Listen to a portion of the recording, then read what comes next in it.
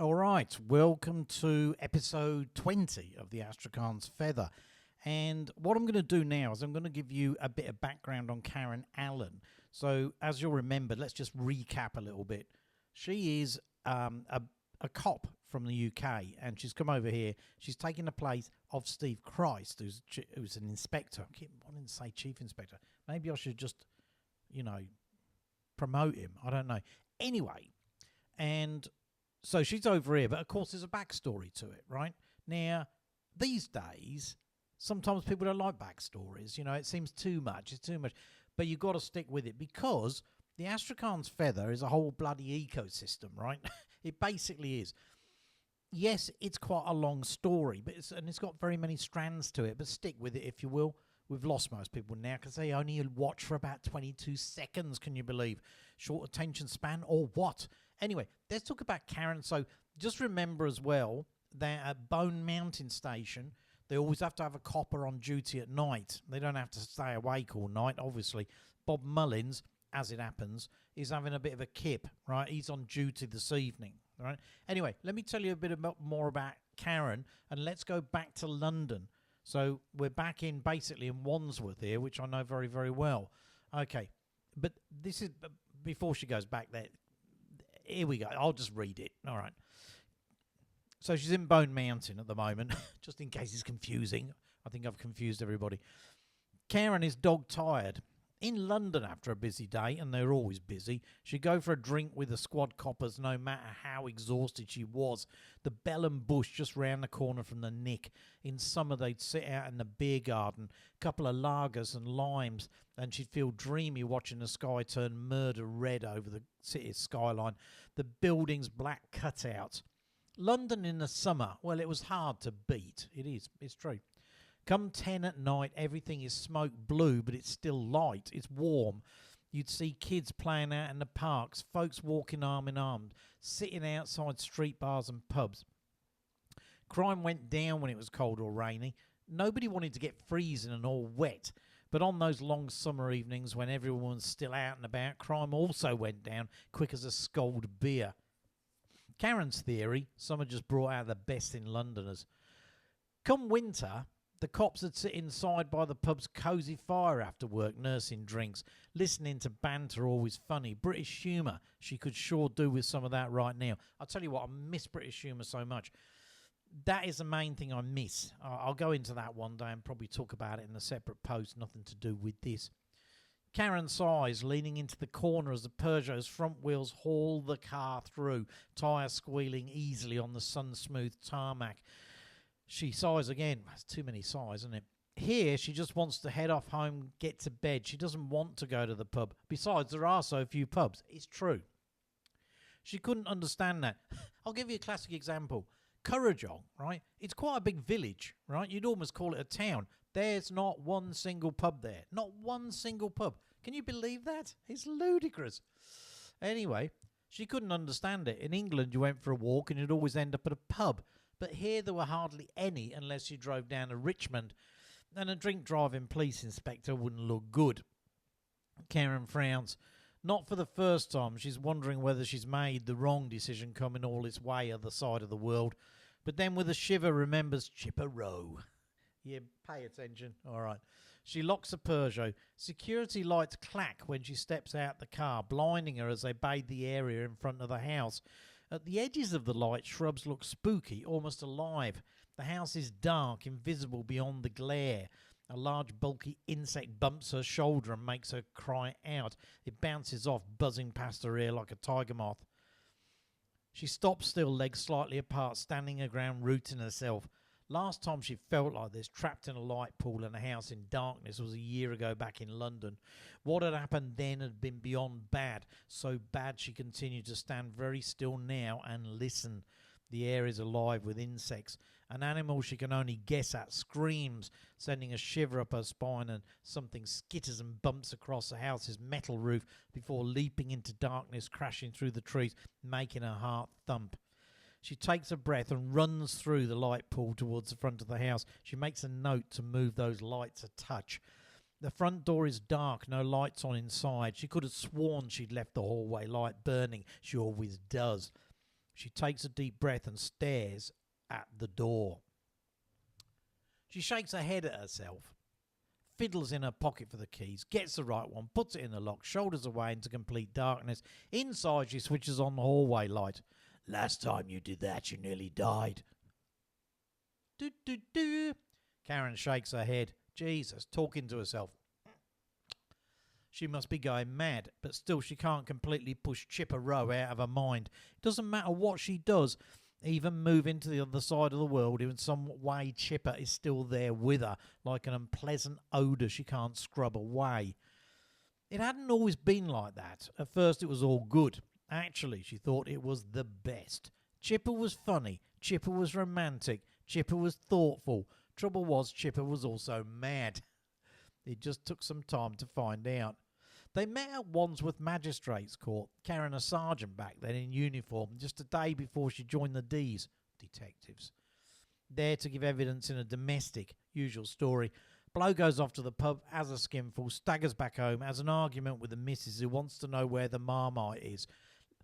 Just quickly, I know it's called Our Mate now, which is a fucking stupid name, and I don't know what the point of that is. But I know it as Marmite. Back when this story has been told, it was Marmite. So just bear with it, okay? And change the name back, please. Snickers. Why did they change it from Marathon? Jif. Why did they change it to Sif?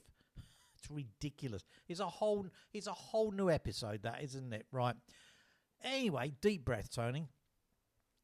Usual story. Bloke goes off to the pub, has a skinful, staggers back home, has an argument with the missus who wants to know where the Marmite is. I'm just going to digress. I'm sorry. Why do women nag so much? Why do they need to know where the sodding Marmite is? Right? They do. They nag too much. Don't worry about it. Leave the Marmite, or look for it yourself. Anyway, he says it's in the cupboard. Why is it not in the fridge, she says. I've got personal experience of this sort of thing, except I don't turn violent. I tend to laugh and walk away. Anyway, that's why I'm not living at home. Why is it not in the fridge, she says. Fuck, he says. What happens then is your stock standard dispute develops. Anything they can lay hands on gets thrown. And eventually the Marmite, a large size jar, almost full, heavy black glass, and found in a cupboard ransacked by the husband, who is beside himself with drunken rage, gets hurled too, and wifey falls to the floor, big gash on her forehead, blood everywhere. But now the coppers are banging on the door. Karen's standing back a bit until Rafe Wills shoulders the door. Marmite Man, as the papers will dub him, is by now sobbing, sitting on the floor. Next day, it's an apprehended violence order in court. Karen on the stand, trying to keep it professional, depressed by the stupidity she has to deal with every day, and she sees a man with wild fair hair looking at her as she stands to attention up there in the witness box, and he smiles, and she almost loses her way with the Marmite explanation. Are we talking family size? Asks the magistrate over his spectacles. Karen looks puzzled. The Marmite jar, Sergeant. Family sized? Sorry. Oh, yes, Your Honour, says Karen, trying not to laugh, and seeing Chipper doubling up in the stands, silently shaking with mirth. Ah, I see, says the Madge, who laboriously writes it down, head inches from the paper. Oh, Lordy, thinks Karen. Chipper Rowe tells her he's studying criminology at the University of the South Bank. He's in court to keep up to speed. He tells Karen this with a smile she finds make her smile while I have a coffee between court cases in a small cafe with the rickety tables and warped creaking wood floor. She's not sure if he reminds her most of Art Garfunkel or Sideshow Bob. But Sideshow Bob, you don't want him reminding you of him, do you? Really? As she sips her drink, she thinks, with a smile, I've got to take that out. It's too many smiles. As she sips her drink, she thinks, jury's still out on that one. That's on Sideshow Bob or Art Garfunkel. Right. Next time she sees Chipper is that very evening. She sees rather a lot of him, if you know what I mean. She yawns and gets out of the bed in the morning in winter lemon sunlight, the cold making her tremble like a cat. He lies still and asleep, a smile on his face. She smiles too. Oh, fuck me, there's too many smiles. She wanders into the kitchen humming. She laughs at herself. She's not a hummer. She makes tea. That morning, all is brightness and light, and as she dreamily pours in milk, she's thinking his big hair framed out on the pillow, oh, it's so golden in the sun. When the bad stuff happened, it was August. 7 months later, the air smelling of bonfires and burnt leaves. That's on account of bonfire night. November the 5th, if you're wondering. British people know what I mean. Chipper Rowe had become increasingly possessive, always asking her where she was, wanting an itinerary, it seemed. The smiles had gone. Thank God for that, eh? Replaced by niggling and demands. When will you come over? When are we going out? When are we having sex? It seems like ages. Karen liked to avoid confrontation when it came to her personal life, so she'd been avoiding Chipper, working even later than usual, not returning his calls, or if she did, telling him she was on a case, which was always the truth. But then she started citing him. In the supermarket 2 aisles over, getting on the bus one stop after her, once sitting by the window on the top deck of an arriving bus. Karen took the next one, and it was beginning to set her on edge, as it would. That fateful day in August, Karen's stressful day started even before she got to the Nick. That morning she'd been waiting on Wandsworth Road for a bus to take her to work. Also there, an old man in a coat, hands in pockets, pasty face pinched tight by the cold, trembling on his feet. Next to him, a big black woman wrapped in a parka carrying 2 plastic Sainsbury's bags. The wind pulls at the bags, making them rustle so noisily it looks like she has animals in there. Karen is trying to keep warm, feet tapping, blowing her cup-gloved hands. She saw the youth and knew what he'd do before he'd barely complete his... I'll start again. She saw the youth and knew what he'd do before he barely completed his diagonal run across the road towards them, darting out from the side of the supermarket petrol station, hood on, face mostly hidden. Karen watched him skip and jump high on ice, most probably. Anyone else might have paid him little attention, thinking if they thought anything at all, he was going to hop and skip right on by. But Karen narrowed her eyes. As he came up, he swerved, dipped his hand calm as you like into the old man's coat, bringing out his wallet. This is true as well. I wasn't there, but I was told this story by the mother-in-law. That's a large black woman, right? Even before the old one can squeal, hey, he's robbing me, Karen leapt. She knocks the boy to the ground, smacking his face hard into the pavement. She hears the snap of bloody hell. She heard the snap of a front tooth as he hit the concrete. The woman with the rustling bag screams, leave him alone. But Karen didn't give a fuck. It had to be done. She'd experienced more than her fair share of iced up kids. They could fight like demons. This one was no different. Breath hissed cold out of lungs, fogging the air, and he bucked up, almost throwing her off, struggling with seemingly superhuman strength. She whipped out the plastic cinch cuffs, got his wrist together, then pulls the straps tight.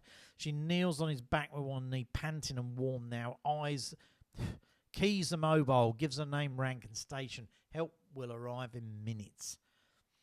She scoops up the old man's wallet from the pavement where it's fallen, stuffs notes back into it and throws it to him. I'm sorry I'm hesitating a bit. It's because I've got it in the wrong tense. I'm trying to change it as I go. He catches it, then slowly puts it back in his pocket. Now, that's what I call policing, miss, he says. A whole suburb of tall glassy apartments are sprung up with views of the river, with only a 10-minute walk across beautiful Lambeth Bridge to Parliament Square, so says the local estate agent.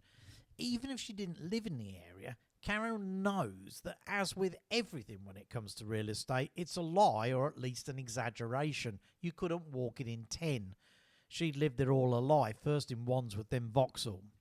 She jogged it more than once from her small, neat Victorian terrace just down the road from the shining blocks, beating the bus in the traffic, but still it took 25 minutes to get to Parliament Square.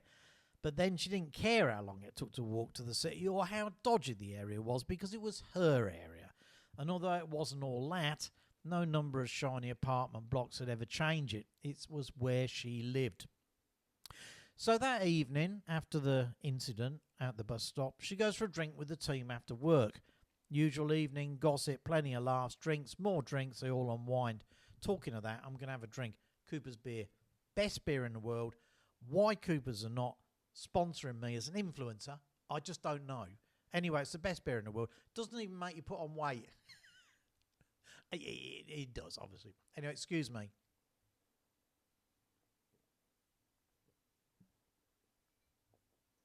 Ah, that's better. Ooh, that's much better. She eventually gets off home. A short true ride. That's what Cooper's beer does. A short tube ride, then a 5-minute walk. She lives near the Swish MI6 building, but you have to laugh because really the area is not safe. Walking back at night is never great. It's not what you should do, especially if you're a girl. Still, Karen is also a copper, so she knows what to look for, even when she'd had a few too many. On that crisp autumn evening, nothing happens. Not until she unlocks the door and steps inside the dark and narrow hallway of her own home. Time you call this. She jumps at the growly voice that tumbles down the hall from complete and utter darkness. Her house, her hall, the house she keeps to herself. Chipper has only been there once, and then only to drop her off outside. The low voice sends shivers through her. It doesn't sound like anyone she knows, but she knows it's him. The only light glimmers from the street lamp shining through a small strip of Victorian stained glass above the door behind her. She trembles, she's scared, but Karen reminds herself she's made of strong stuff. Her dad always told her that. So then she gets angry, someone is in her house. She jabs the light switch. It floods the hall. There's no one there. She takes a breath, sprints down the corridor like you do in a dream when you think someone's in your house. She doesn't scream as she runs like in the nightmare, but runs quickly, quietly, reaching into her back pocket for the pepper spray, flicking aside the cap with her thumb as she goes. She races into the lounge, punches the light switch, ready for anything except that. Burr, burr, burr. All right, we're going to end it there. And, please give it a like, make a comment. I don't care if it's a bad comment. Honestly, at this stage in my life, I don't care. Make a comment, subscribe, and, watch it, right? Yeah, it's a good story. Okay, thank you. Talk to you again soon.